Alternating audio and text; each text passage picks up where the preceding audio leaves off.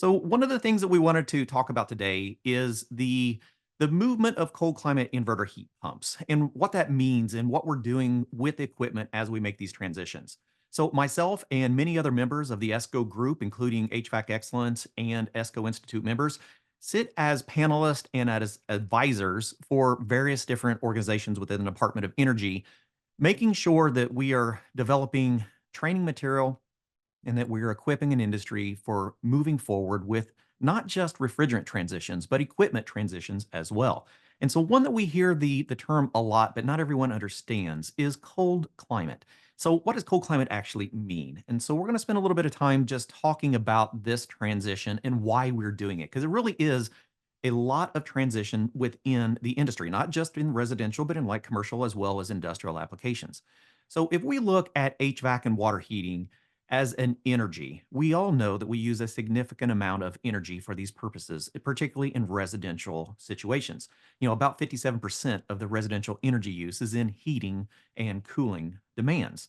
Now, as we start becoming a more energy aware society, we have to make transitions in our technologies. Now, we've done this in a lot of other sectors of the residential and light commercial structures. But when we get into the heating and cooling, that's where we're starting to really focus on where we need to be and trying to get ahead a little bit. So, if we think about these, let's call them for now next generation heating sources. We know that they're heat pumps and we know that they're primarily inverter driven, and we get the cold climate classification, and they all will come together for a purpose here in just a minute. Well, why are we doing that? Well, if we look at heat pump sales, in 2022, heat pump sales outsold gas powered furnaces in the United States with over 4.3 million heat pump units compared to 3.9 gas furnaces. So we're moving forward with the awareness of the transition from fossil fuels into as many renewable energy sources as possible. So let's look at our heating supplies for a minute. Let's look at what we've done for the heat pump. Most industries have made transitions along with their technology in the last 50 years. When we look at HVAC and refrigeration, our transitions really haven't been as significant in the past as what they have been in the last decade. So let's take a look at some basic fundamentals of first generation heat pumps, right? We're talking about heat pumps that were introduced. And remember, we introduced heat pumps back in the 1930s, but we really didn't start utilizing them into residential applications until the 1970s. And so we were utilizing permanent split capacitor motors, shaded pole motors. We were talking reciprocating compressors, fixed orifice pistons, and we're using check valves in the mechanical refrigeration system. But we're just talking about a refrigeration system, right? Well, then we started making some adaptations to our equipment. We started moving into more efficient components. We started replacing our PSC motors with ECM motors and DC motors. We started moving into expansion valves. We started recreating the internal components of our compressors, particularly using scroll compressors, but we never really changed the refrigeration cycle, did we? A refrigeration cycle is a refrigeration cycle. It's an internal compression system. So what we really have to do is we have to start looking at our components and how we can make these more efficient. So as we move into our next generation of heat pumps, we have a lot of them in the market already. I use them myself. I've got cold climate rated heat pump that wasn't even cold climate rated. It's a 3-year-old system that just happened to be a negative 22 operating low ambient heat pump. Well, what is the difference? Well, let's look at some of our components and then we're going to compare them to another industry so we can get a feeling of what these transitions look like. Motor wise, yeah, we're still working with a lot of ECMs and DCs. Now we're going to be using a lot more variable speed ECMs. So we're talking about the constant airflow and not just the constant torque. Our constant torque had multiple speed taps so that we could stage our airflow. With our true ECM constant airflow, we're going to be using variable capacity airflows, but in our compressors are as well. Now, when we start looking at, like, say, rotary compressors, now we're talking about a new generation of compressors that operate at much higher RPMs than we have in the past. So we have the capability of maneuvering our compression system in a much wider span and in true variable capacity. And our metering devices as well. We're going to start going to a lot of electronic expansion valves. We're going to be using temperature thermistors and pressure transducers, but our refrigeration system still is the same refrigeration system. So it really comes down to educating an industry on what external components are making these differences in the capability of the equipment. Remember, when we teach refrigeration, the refrigeration cycle, never changes. We're just changing the way we can manipulate that refrigeration circuit.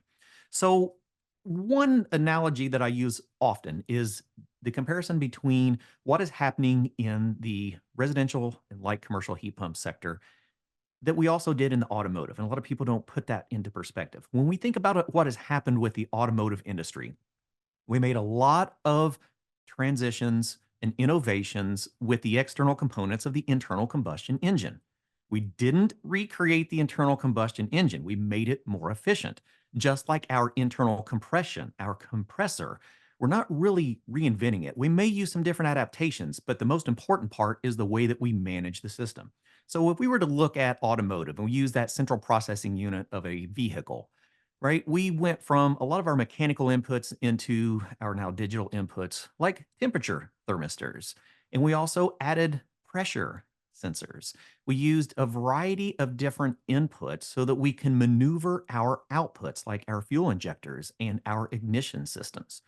And we're going to be doing a very similar function when we look at inverter controlled compressors. We're simply going to be using temperature thermistors, we're going to be using pressure transducers, a variety of different temperature inputs, and we're going to be using electronic expansion valves, all for the same purposes, so that we can use variable inputs to maneuver variable outputs, and many of which are actually operating on a 5-volt DC platform. So we're using a technology that is really not unfamiliar to the rest of the world. What we do have is we have an industry and we have a lot of technicians that haven't made that transition in how these operate. If we look at the automotive industry, there were a lot of changes that happened in the automotive industry that required technicians to go back to training to get recertified and become familiar with these new transitions in their industry. And in the HVAC and refrigeration, we haven't really seen that as much. And the equipment is absolutely making the transition. I mean, we don't run vehicles with distributors and ignition coils that are baselined off from the distributor and points control systems and single stage starters, but we're still using a lot of the similar components in our automotive or in our air conditioning and refrigeration cycles. We're still using points driven switches. We're still using capacitors, PSC motors, and a variety of components that really have been outdated for quite a while. So we're going to see a lot of changes to the external components of our equipment, which leads us into what are these new cold climate inverter heat pumps? Because when you look at it, it's a lot of words. It's a lot of new titles that we have to be able to comfortably explain to our students and to our technicians. So let's step back for a minute and let's break it down. So we talked about an inverter, right? It's just a variable capacity control of an internal compression system. And we know what a heat pump is. Well, the cold climate is actually just a certification. It's going to be a stamp of approval. It's a title that goes along with a combination of inverter and heat pump. So if we look at what that requirement is, it's actually very specific. And unfortunately, a lot of this is getting watered through the industry, and people are looking at heat pumps going, oh, it's cold climate because it's made to work in a cold climate. Well, what does that mean? Well, what that really means is that a piece of equipment needs to be looked at further than just its AHRI rating. We have to dive a little deeper to understand the performance of that piece of equipment as it gets into lower ambient conditions. So, what we're really looking at is Energy Star is saying that to meet this cold climate specifications, we're going to require that this system have a coefficient of performance that is greater than 1.75 when it's operating at 5 degrees, and at 5 degrees, it needs to be producing at least 70% of the heat that it was at 47 degrees Fahrenheit, which is its heating design temperature, right? That's where we decide how many BTUs this piece of equipment is going to produce. Well, it's doing at 47. And we have to have some kind of verification process that confirms all of this data. Not too difficult, but what have our manufacturers done to accommodate that? Excuse me. Well, let's take a look real quick. So we can look at a variety of batch data for different pieces of equipment. And we can start seeing, now remember, these are all different models of 2-ton heat pumps. And when we look at those, we will see that their nominal tonnage, when we look at its total capacity, is actually not very consistent. Remember, these are different brands, different models of equipment, all saying that they are 2-ton heat pumps. Well, what's happening in that process? The only way to do that is to look at the actual data for a piece of equipment. And I'm going to use for reference the two primary resources. One, the installation instructions from the manufacturer that has the extended heating data that will actually show us how far that unit will operate. A lot of our AHRI ratings don't show us the maximum operating conditions for that piece of equipment. That's a good baseline to start at 47 degrees, but now we need to be able to open up our manuals and look deeper to see the true capabilities of the system. This particular one, you can see that that blue area is its actual rating at 47 degrees. So that would have been a 34,600 BTU system. And if we look, this particular one actually will operate down to -10. And so we can get all the data from it. We can look at our COP. That one has a 1.52 at -10. That's really good. At 5 degrees, it would have had a 2.0. So we can look at the true specifications that a piece of equipment can do in these lower conditions because they're not all rated the same. Yes, we need to get down to 5 degrees and we need to have a 1.75 COP or greater. But is that the lowest condition that our piece of equipment is going to operate in that zone? So we have to look at that as well as the NEAP database where we're pulling all this data in so that we can not only have the AHRI ratings, but we can have the extended performance data from the manufacturers included as well. So we can dive a little deeper into what these systems are truly capable of. Remember, they're just going to get a title of cold climate. That doesn't mean that they're all going to be the same. So within that data, we can look very quickly to see the performance of a system. This is actually a table of a major manufacturer's piece of equipment that was actually not even a cold climate certified piece of equipment until we came out with the title of cold climate. And then it was able to be reprogrammed to be able to meet those specifications. We'll talk about that a little bit deeper here in just a second. So if we look at that system, we would have previously looked at a heat pump as being capable of producing 34,600 BTUs at 47 degrees. What's really important is to know how low that thing will actually go and how much heat we can produce out of this particular unit. So now that we can see that we have a lot of data to look at beyond 47 degrees and beyond just the cold climate certification, how do they all line up with each other? Well, as an experiment, I took a variety of different manufacturers and a couple of manufacturers, I took different models, all of 3-ton heat pumps with an air handler. So these are ducted 3-ton systems with an approximate zero point 0.5 external static to look at the heating capability of these systems at a variety of different temperatures.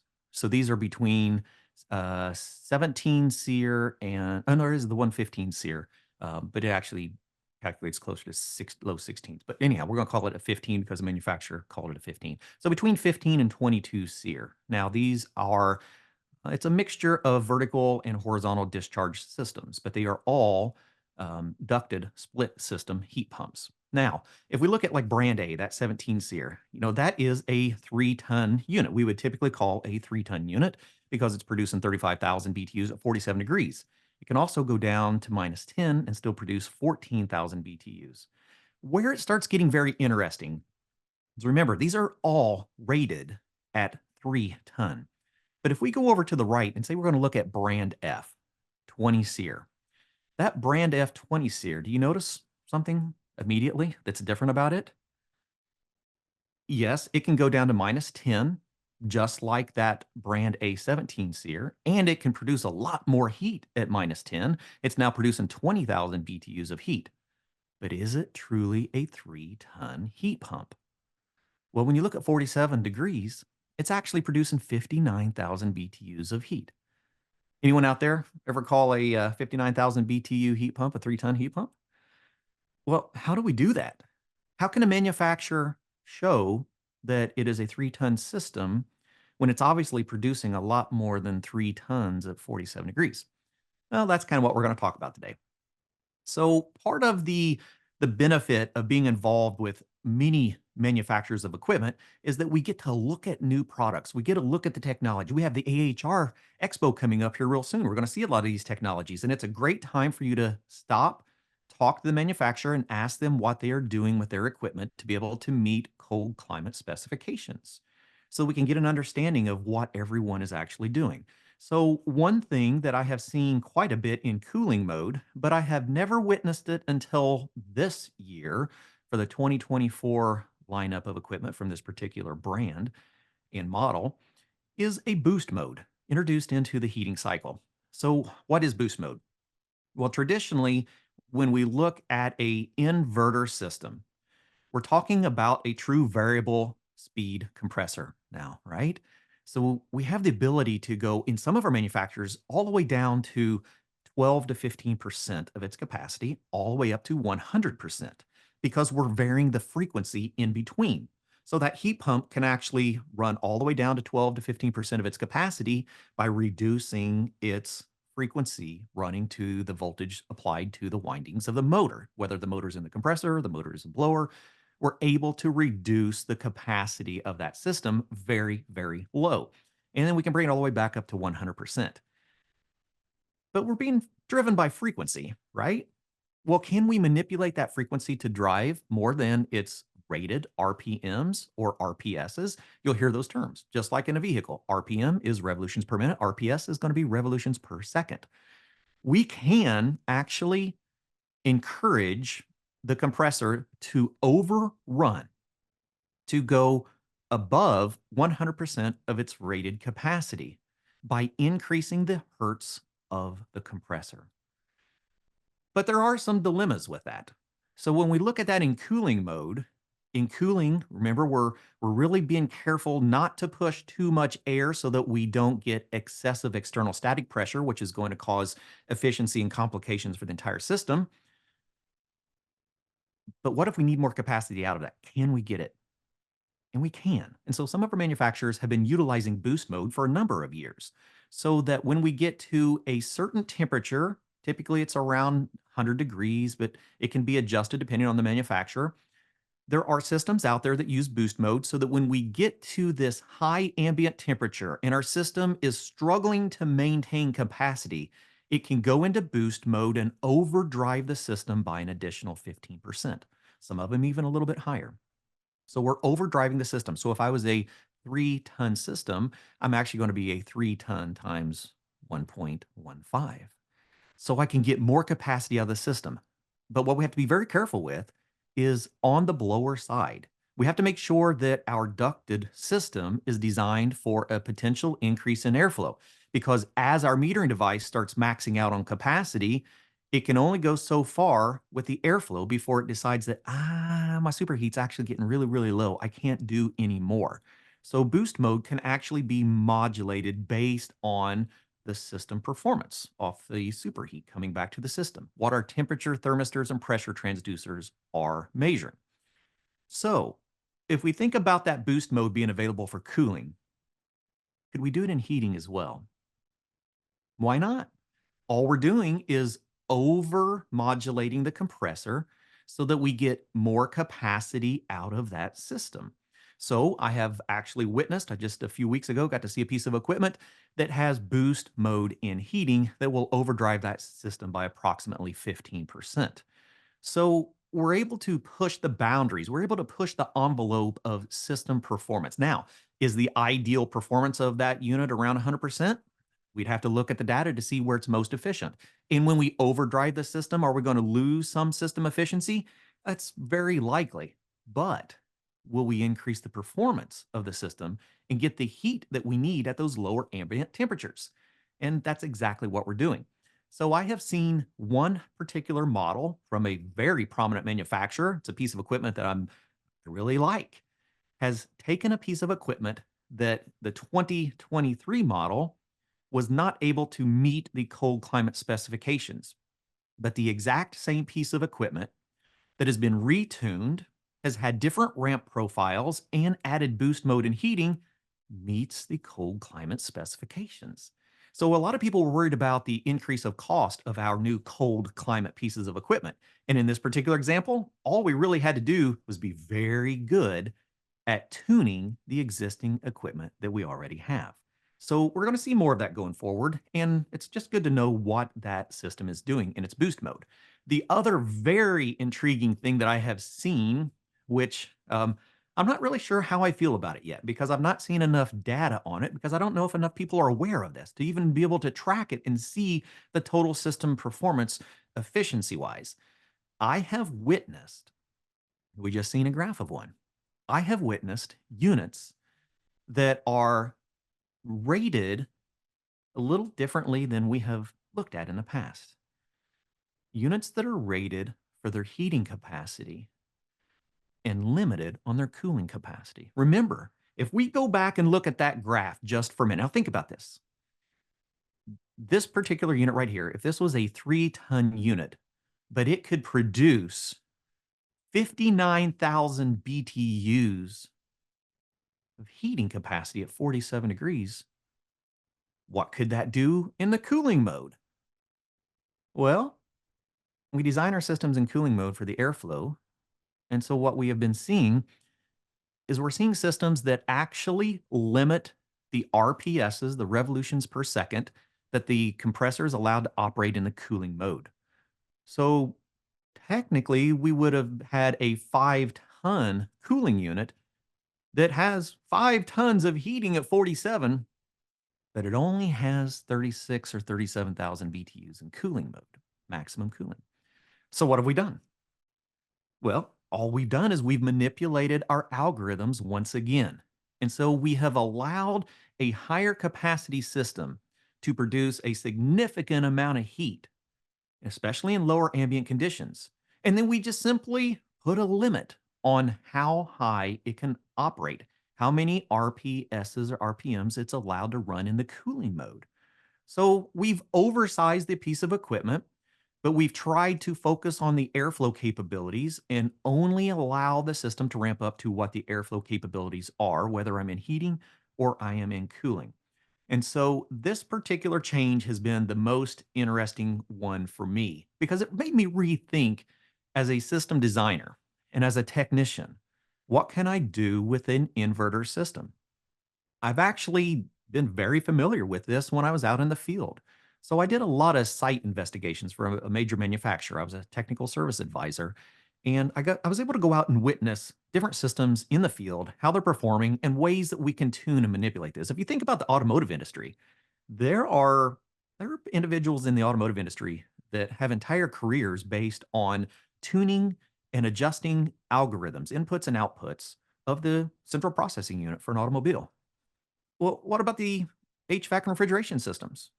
We really do have the capability of fine tuning an inverter. We can look at its inputs. It already has temperature thermistors and pressure transducers. We have a lot of data that we can use within these systems to be able to maximize the performance where we need it the most. So, what if I am in the southern part of the United States and my piece of equipment needs to be primarily tuned for cooling? Not a problem. But it's also got heating capability. What if the exact same piece of equipment was utilized in the northern territories and we just readjusted the programming of it so that it was predominantly a heating device and we reduced its cooling ability? That's interesting. It would force us to relook at our HVAC systems from a heating demand, and cooling could potentially be a reduced capacity function of that. And I think we're going to be looking at that as building professionals going forward. We're going to look at a system not just by cooling capacity and airflow requirements, but by heating capacity and the ability to move as much heat as possible out of a piece of equipment. And if we don't need a maximum cooling capacity out of it, we just simply reduce that cooling capacity so that we can reduce the amount of wattage being utilized by the equipment and we can allow it to build its own algorithms running at reduced capacities for longer times in cooling and higher capacity cycles during our heating. And so that's actually what we're witnessing. We're witnessing changes in equipment that are going to push us as engineers, push us as installers, designers, technicians to think outside of the box a little bit and to look at the technology as not what is this equipment going to do for me, but what can I do with this equipment?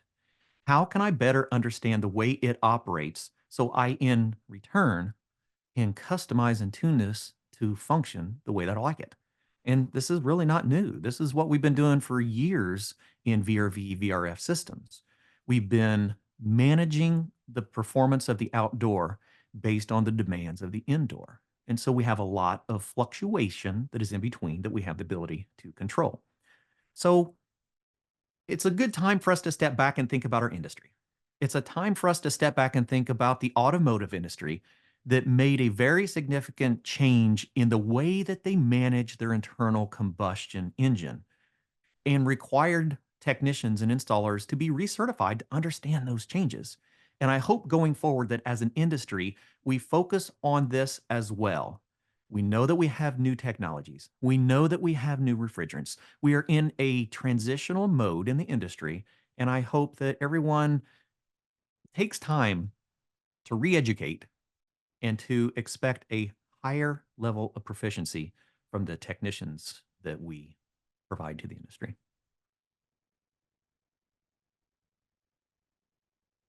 All Thank you. right. Yeah, you presented a wealth of information there. I'm definitely going to watch the recording again and again. Um, Question though about again boost mode, Yes. right? Um, are these heat pumps typically, if they have a boost mode, do they have some kind of automatic shut off when, say, it's been in boost mode for 20 minutes or longer? So, with one particular model that I'm very comfortable with, I can't speak for many. I've been very comfortable with one manufacturer and a few models within that manufacturer. And it's based on temperature and runtime. So, and some of them are not turned on from the manufacturer. So, I have seen some that come as an automatic feature once it hits a certain ambient temperature or a amount of run time at a certain ambient temperature. And then once it drops below that ambient temperature, it goes back into its regulating mode. And with that particular piece of equipment, you are able to go in and manually select the temperature that you want it to automatically go into boost mode. Or you can turn it off completely. You could set it at like 95, 100, or 105. And so what we recommended as installers is that you would set that around 105 so that in worst case scenarios you did have additional capacity. Hopefully you never needed it. Hopefully you designed the system so that it was able to maintain at its design capacity and you had a little bit of extra at the end when it got really hot. So that is definitely a temperature initiated. But if we think back about many of the control systems that we work with, it would be a temperature actuated, but also time activated algorithm. So hopefully it's just going to operate on temperature. But if it runs too long in a boost mode, then there is algorithms that can bring that back down because we're always going to be looking at proper oil return cycles and oil management. There's always things that the system is going to be looking at besides just that personal comfort level and that runtime. But boost mode has actually been out it's been out since I've been back into the residential, so it's been out for at least 5 years in residential equipment. And I've talked to many installers and even residential building professionals that didn't know about boost mode and some that even have the equipment and didn't realize it had the capability. So it's not a new technology. It's just been reintroduced in cold climate technologies. Hmm. And read the manual. It's One would 100%. I tell everyone, I read the only manual. know what I know because I read manuals and books. That's it. It's all right there for you. Yeah, yeah. Now, kind of as kind of an extension of that question, right, and the ability to kind of adjust, tailor, the whether it's temperature or runtime, right? Right. Regarding the cooling side, okay, in the limiting factor, is there any way of increasing cooling? Say, you get, a number of weeks where temperatures over 100, say in New York. Yeah, absolutely. So it's time to, set a boost mode temperature for those things to be able to, because all we're really talking about is, an inverter is going to try to modulate at as a minimum capacity as possible. And so it's going to build its continuous algorithms based on run times and temperatures within those run times. And so if we get to a point where our system has been, say it's been operating very well during the day at 80 to 85% capacity. And then on a hot day, say we hit 100 degrees, 105 degrees, and it starts ramping up to 100% and it maintains at 100%. And after a while, it goes, you know what? We're not maintaining. We're running an excessively long time on this cycle, and we have achieved our set point temperature that we had for boost mode. Now we will just automatically go ahead and ramp up to the 115%. Remember, the units will not ramp up above 100% unless they have been activated into a boost mode, like an automatic boost mode. So without boost mode, that system is only going to go up to 100% and it's just going to stay there as long as it needs to. It's going to stay at 100%. If we have activated a boost mode, once we've hit that certain temperature and our runtime, then we're going to allow that additional 15%. It's not going to incrementally increase. Remember, most of these are increasing in 1% increments. A lot of them are 1% per minute on your increase up or down in the inverter escalator. But when we get to boost mode, when we hit that temperature, we immediately go from 100% to 115%. So that's the thing that we have to look at as designers and as contractors is what happens when I go to 115%? Do I have the ductwork to accommodate an additional 15% of potential airflow because I have an additional 15% of capacity for my compressor? So duct size appropriately to that boost mode capacity. Yeah, Airflow, airflow, airflow. there you go. Our friend Dominic has one Yeah, question, and then we'll sure. close our session. How does vapor injection affect performance? Oh boy.